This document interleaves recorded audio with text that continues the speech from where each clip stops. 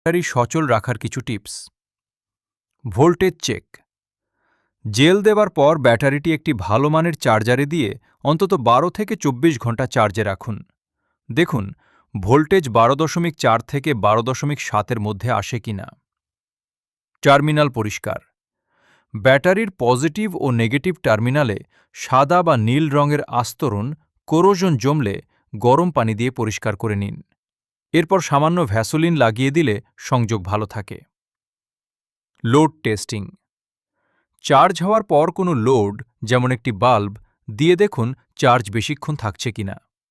যদি খুব দ্রুত ভোল্টেজ ড্রপ করে, তবে বুঝতে হবে ব্যাটারির ইন্টারনাল প্লেটগুলো নষ্ট হয়ে গেছে। একটি জরুরি সতর্কতা। ব্যাটারি নিয়ে কাজ করার সময় চোখে চশমা এবং হাতে গ্লাভস ব্যবহার করা নিরাপদ, কারণ এর ভেতরের অ্যাসিড বা গ্যাস শরীরের জন্য ক্ষতিকর হতে পারে। আপনি কি নির্দিষ্ট কোনো ব্র্যান্ডের ব্যাটারি বা আইপিএস সেটআপ নিয়ে সমস্যার কথা বলছেন? জানালে আরও সুনির্দিষ্ট পরামর্শ দিতে পারব।